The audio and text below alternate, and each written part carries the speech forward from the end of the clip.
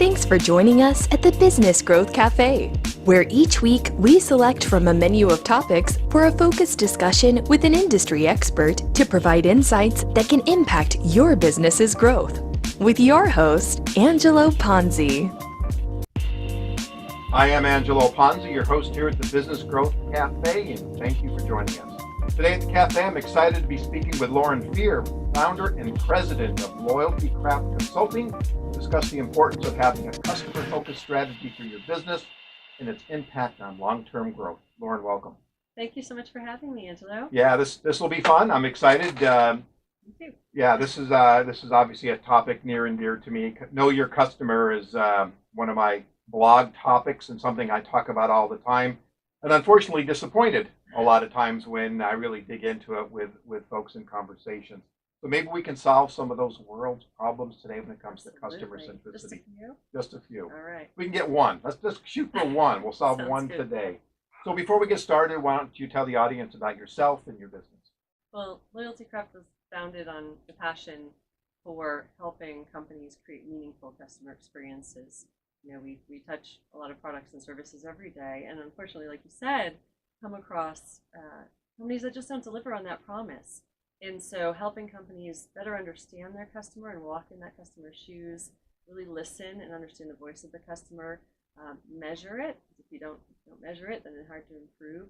And really create a strategy, craft a strategy around how do we be customer-centric. And that comes down to, you know, at the very fundamental heart of it, the people that are delivering that. And so so much of that work comes down to your culture and the engagement you have with your employees, not just your Okay. Where does, when you talk to a client and we talk about a customer first strategy, I'm going to use that term. Sure. Where does it start? Is it at the top, or is it the marketing guy, or is it the HR people? Who drives this? And then not only drives it, but who owns it? Right. Well, it does need to be owned from the top. And I'm a huge believer that your leadership team needs to be on board and understand that this is a strategy and a mindset shift. It's really the philosophy of saying we put our customers first above all else. Now, that doesn't mean it's at the sacrifice of the employees or the shareholders. They all have to work in unison to deliver something special. And if you look at the great companies out there, the Starbucks and the Amazons and the Zappos of the world, you see that. Right? So Southwest is a great example too, where the employees are part of that. It can evolve from, you know, starting from marketing, and oftentimes that happens, that a marketing CMO may reach out and say, hey, we need help with our customer experience, or an operations person. But it does need to go across the silos in order to work, which means it does need to be led from the top. Okay. So we're going to talk about silos in a little bit later in the show, but there's two questions I always like to get in. And the first is, you have a business. What keeps you up at night when you think about growing your business? Sure. Well, what kept me up last night was entirely different from what normally keeps me up. What kept me up last night was figuring out a cake for my son's birthday. I have to give a shout out to my 8-year-old Lucas. He turned 8 today. There you go. Congratulations, Lucas. But normally what keeps me up in thinking about business growth is, and I think it is actually having children watching, you know, Mom the Entrepreneur, making sure that work has meaning and has lasting impact in the organizations they serve. And I don't want it to be about coming in and you know, offering a solution to a problem and then just leaving. It really has to be, how can we make this sustainable? And because it is so human-centric, how are we impacting the lives of those around us? And so for me, the meaning comes from, and the deep purpose in this work comes from knowing that I'm affecting people. And so making sure that I do that with grace and taking the responsibility of ensuring that we're going to deliver something better, and that I can help companies get there. I love that.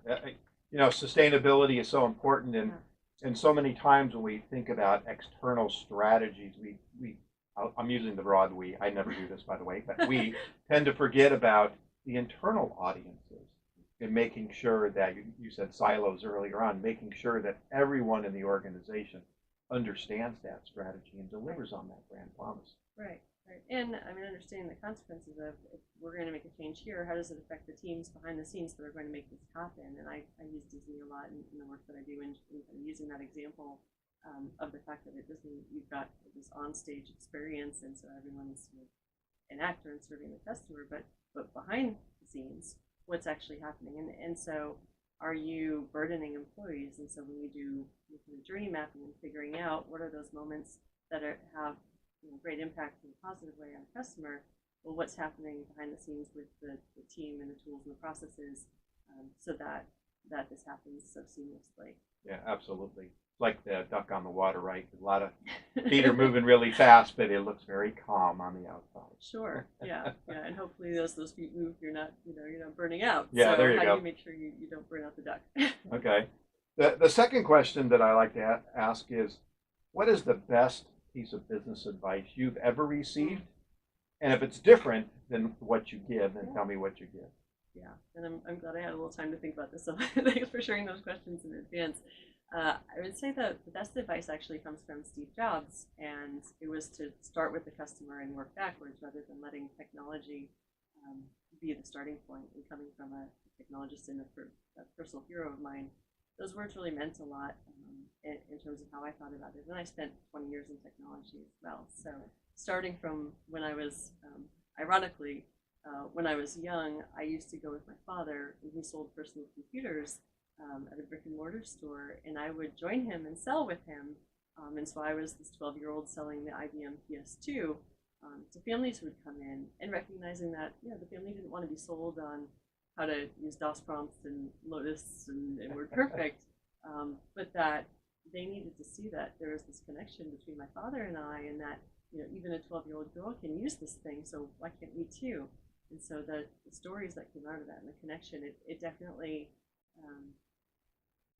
permeated through the work that I've continued to do in terms of making sure that it's not the technology first, it's the customer. Sure. It's different from the advice that I give, which actually has to do with my own personal journey into entrepreneurship. I'd always worked for larger companies, and so when I decided 4 years ago to go off on my own and create this new path for myself, a lot of things held me back, and I had all these reasons. And unfortunately, I think a lot of women do this, where we say, oh, well, I need this certification, and I need this background, and I need to have all these things.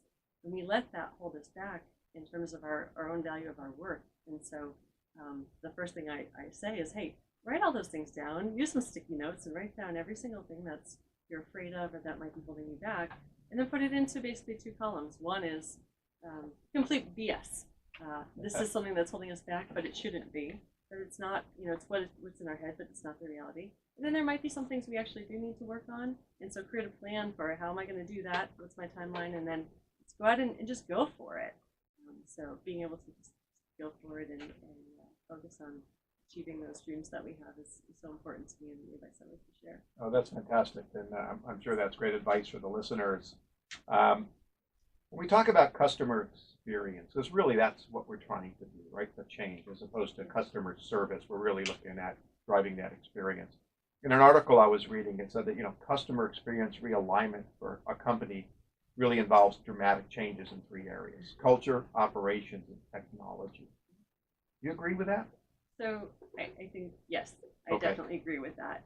I think that the 4th is around leadership, and knowing that if your leadership is on board with this and understand that the alignment that they have has to drive a lot of that cultural change in the communication, that comes first.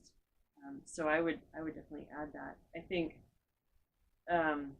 that's about the strategy that you have as a company, the governance you put in place, the accountability of everyone.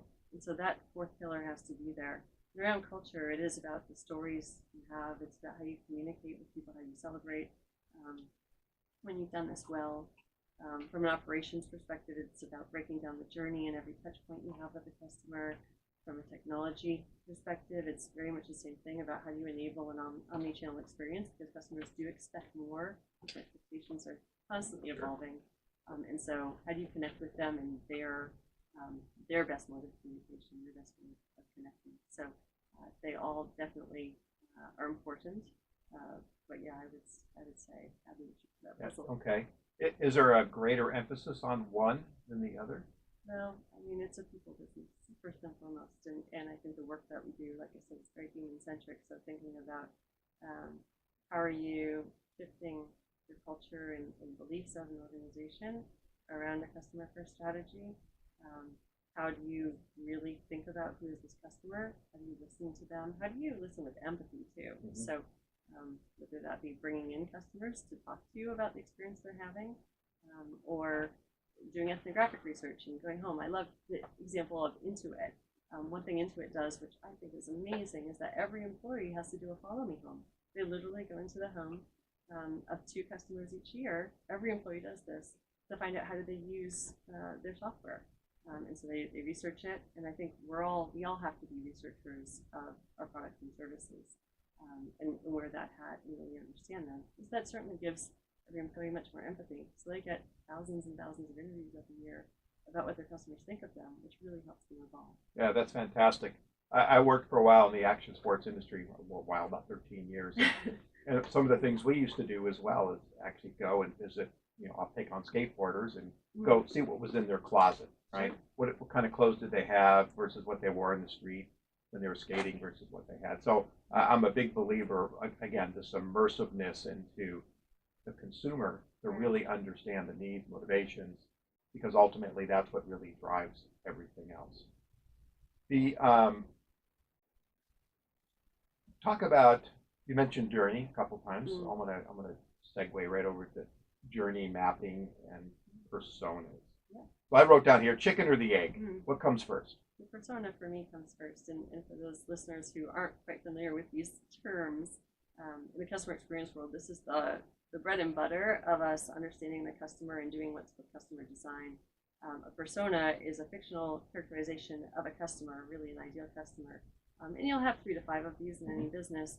I like starting with that persona because then you're really getting in the head of, in the heart and mind of really who is this person and what's their day like and what tools do they use, what brands do they like, what are their goals, what are their pain points. Once you do that, then you build a journey around that person.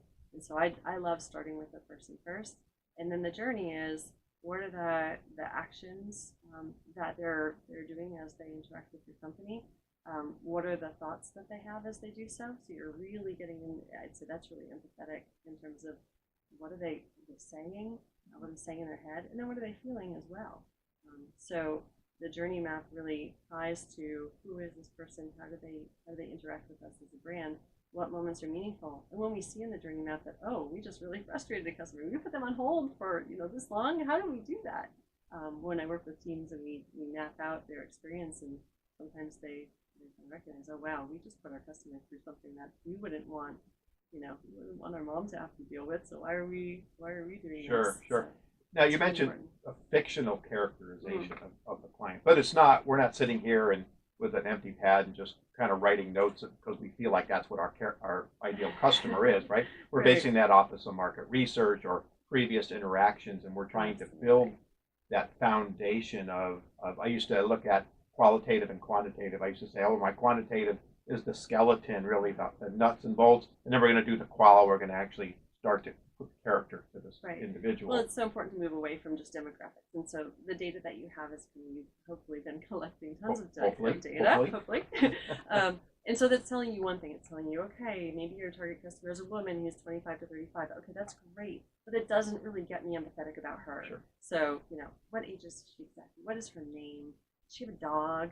What does she do in a day? What kind of coffee does she drink? I want to know much more about her because then I can connect with her. So that's why that's so important, is to go beyond just the generalized data. And yes, you're going to come up with some hypothesis about who that is, but in reality, you may have just made up someone who doesn't exist, or that might not really be your customer. And so it's so important to go out and actually talk to that person and find out, did the persona we just create actually match real customers, or did we create someone who's basically a lookalike of us? Sure. Or is maybe a little too close to a real person, and so you've got to be cautious about all those things. And these are not, and you mentioned typical company will have 3 or 4 or 5, and that's what I always say, because you have to, depends on if you're somebody, I'll pick on a B2B world, right? You've got someone who's going to start the project, evaluate the project, write the checks for the project, right? So those all become different. B2B. Yeah. Because B2B is a little more complex, I would say, because you do have relationships at different levels within an organization, and you have to think about who the stakeholders are, who's responsive, who you work with every day, and maybe very, very different. Okay. Different goals. Where do companies in your experience, typically fail when it comes to implementing these? Do they just give up because it's extra work, or they don't really invest the time, or it's a one and done and they think, well, I did it, I don't have to do it again? Yes. Yes. I've seen all of that. All those. Okay. Unfortunately, I've seen all of it. But I would say most commonly, companies start with that intention, but they treat it as a project and not as a long-term transformation of their organization. So they miss the leadership and culture aspect of it. So I'll ask, oh, have you done journey mapping? And it's like, well, yeah, but they're covered in dust over on that shelf over there. It's, for me, it's how do you make it part of everyday. Sure. And so you can journey map wallpaper around your organization and get people constantly attached to this. Creating champions in the organization is having a custom advisory board, constantly going out and helping people do that research. But it has to be cross-functional, because you can kill it in a silo. If you're not careful, or creating a separate silo. It's got to go cross-functional and have the buy-in from the top. And I think the key thing I heard is a champion. I next week, actually, in the next couple of weeks, I'm going to be doing a show on competitive intelligence, establishing a competitive intelligence program, and that's one of my suggestions, or highly my recommendations, is you have to have someone who's going to champion it every day, because it's not a project.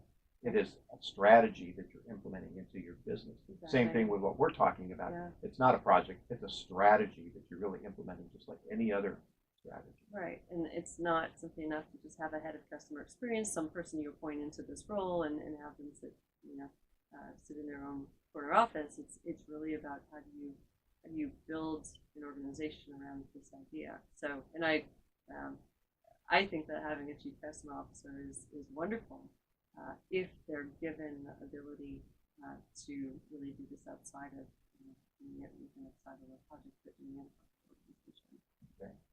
Do you find that companies are actually putting people in place in that role, or it's like, well, you're the marketing guy, you're now also the head of experience, or you're HR, and it's I'm kind of always an add-on. curious where they come from when someone gets promoted into this new role, and it's become kind of a hot trend to see, oh, now we're having these experience or chief customer officer, and sometimes they come from marketing. But often it's a team of one, and it's where's the budget coming from, and where are you stealing this from? Because it is so new. I think this is evolving in the customer experience practice as a whole. But I do think that person needs more support. Often needs a lot of data at their fingertips. So how can they work? And that's so important. The responsibilities that person's taking on are really a chief collaborator. Okay, and so again, for the audience, this is an investment. It's not.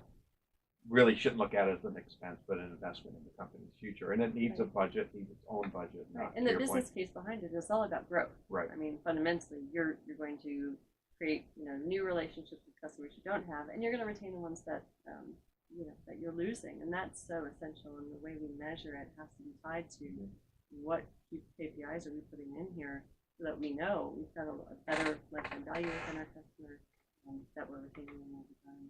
Exciting when we can see that impact and measure. Sure. You've mentioned this a couple times, so I'm going to go to it because it's one of my questions. Measurement.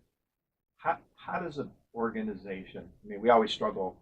They say, "Oh, marketing's not measurable," but there's ways to measure it. It might not be a specific dollar or whatever it happens to be, but how does someone measure the impact of this program, customer experience program? Right. Well, there's so many measures, and I think you can quickly boil the ocean if you're not careful. So you have to first recognize what are you trying to solve.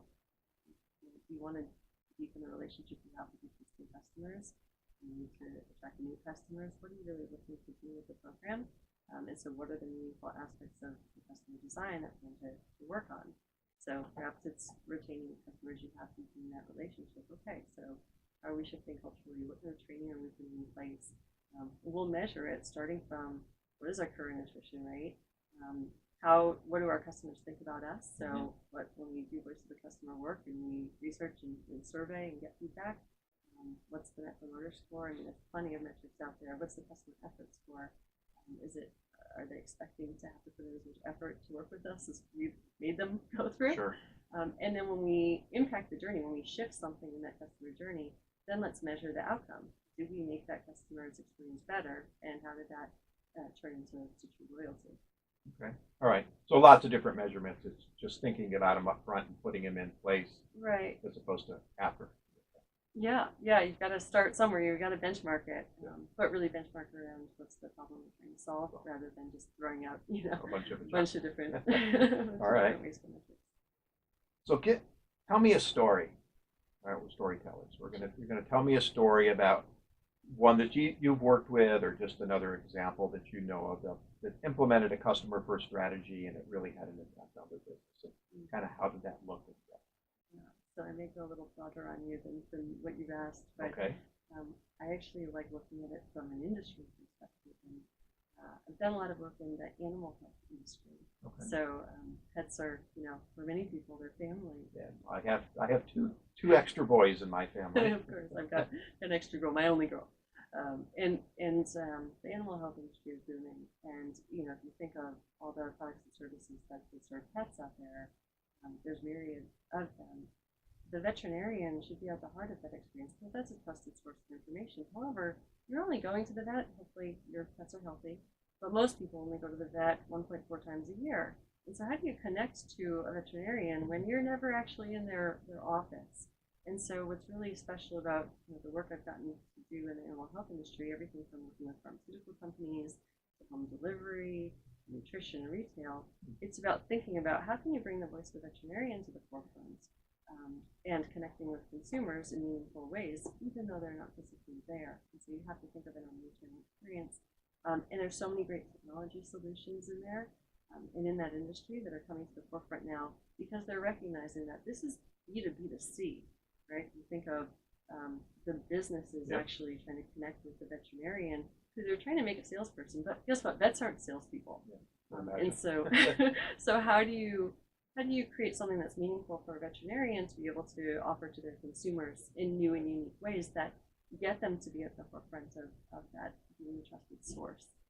So that's been a really fun one to be able to play in, and certainly an evolving industry that's growing rapidly. Wow, that's fantastic.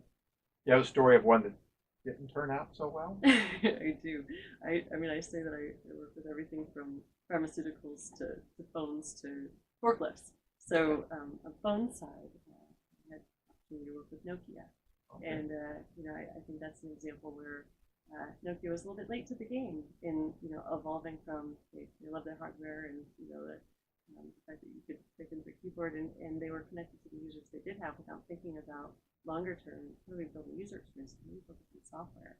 And so they let others come before them, and unfortunately didn't realize they thought their brand had enough relevance to keep them through that storm, to weather the storm, but it didn't. So I think that's a pretty interesting example of a company that neglected their user experience, and it hurt them. Yeah. Unfortunately, there's probably a lot of case studies when it comes to neglect. Oh yeah, airline industry is a great one too. Yeah, it's funny. Yeah, my wife was just recently on a flight, and they were serving meals, and her boss said to her, "Well, didn't you pre-order your meal? You have to pre-order it now." I'm sorry, what? What? Yeah, it's pretty crazy. Yeah, companies stumble on for the sake of efficiency and not thinking this the appropriate way. So as we think of, that's the thing. We want to be faster. We want to be more efficient. But what do we sacrifice? Yeah, exactly. In the airline industry, unfortunately, we're sacrificing a lot. In my opinion, I'm going to go on a trip, and I'm concerned about my bag. It's going to cost me for an extra pound another $100. Anyway, we are coming to an end. So one last final question. 2 recommendations for the listeners thinking about implementing this program. Listen first is one of them, which really means start by trying to understand who is your customer and what's meaningful to them, going out and getting feedback, really asking those questions. And it has to be part of the employee experience as well. So appointing your employees to go do that, I think, is even more meaningful, because that makes them even more accountable when they've heard from their customers what they love and what they don't. It makes them eager to try to change that. So allowing them to be champions of that is the second piece of it. But first, listen. All right. Well, thank you so much. Why don't you tell the listeners how they can contact you and learn more about your business? Thanks, Angelo. Yeah, www.loyaltycraft.com to learn all about what we do. We're also on LinkedIn. You can find us at LoyaltyCraft or Lauren here. And we're on Instagram and Twitter as well. All right. Well, thank you so much. This has been a really interesting conversation, and I'm hoping that the listeners definitely got some value out of it, and I'm sure they did. Thank you again for joining us at the cafe today. You can find out more about me, read my blogs, or view my show videos at theponzigroup.com, or connect with me on LinkedIn as well. I think everybody is on LinkedIn, almost everybody. And if your business is in need of a CMO, but you're not ready for a full-time person yet, connect with me. I'd welcome the opportunity to explore the benefits of using a fractional CMO. You can also subscribe to this show at thebusinessgrowthcafe.com or on iTunes, iHeartRadio, Google Play, Spotify, Stitcher, SoundCloud, and Spreaker, and many other platforms coming to you from around the world. Join me next week for lunch at the Business Growth Cafe. Thank you for listening to today's discussion at the Business Growth Cafe with your host, Angelo Ponzi. Take a moment to subscribe to this podcast and visit our website at www.businessgrowthcafe.com. Read Angelo Ponzi's blogs at www.theponzigroup.com.